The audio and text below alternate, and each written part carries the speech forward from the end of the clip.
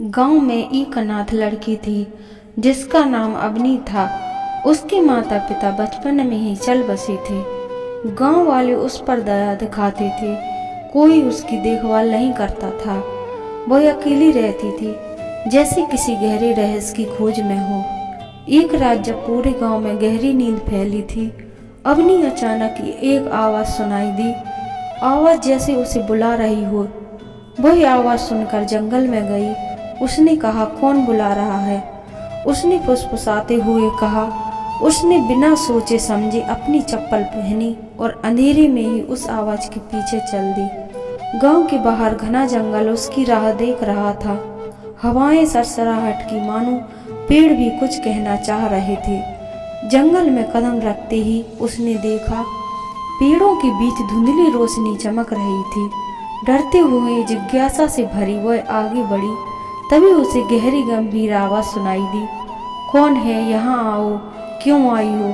अवनी ने कांपते हुए कहा, मैं अवनी हूँ। कोई मुझे पुकार रहा था। आप कौन हैं? अचानक सामने एक वृद्ध साधु प्रकट हुए। उनकी आंखें गहरी चमकदार थीं, जैसे वे समय का हर रहस्य जानते हों। उनके हाथ में एक लकड़ी की छड़ी थी, जिस पर रहस्य का चिन्ह बना था। साधु ने कहा, जो अपने दिल की आवाज सुनता है वही यहाँ तक पहुँचता है। यहाँ तक आई हो क्योंकि तुम्हें सत्य की खोज है। अवनी ने कहा, कौन सा सत्य? साधु ने मुस्कुराते हुए कहा, हर किसी की अपनी यात्रा होती है। तेरा सत्य तेरे भीतर है, लेकिन तुझे एक परीक्षा देनी होगी। क्या तू तैयार है? साधु ने उस गुफा की ओर इशारा किया। गुफा के भीतर अंधकार था। साधु के कहा, अंदर जा गुफा, वहाँ तेरा सबसे बड़ा डर तेरा इंतजार कर रहा है।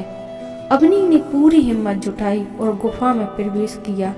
अंदर पूरी तरह अंधेरा था। अचानक उसे अपने चारों तरफ सांपों की फुसफुटाहट सुनाई दे रही थी। उसके पैर जम गए। उसके पैरों को मानो किसी ने जकड़ लिया। लेकिन तभी साधु की आवाज गूंजी, डर तुझे रोक नहीं सकता जब तक तू उसे रोकना ना चाहे। अवनी ने गहरी सांस ली और आंखें बंद की और आगे बढ़ी।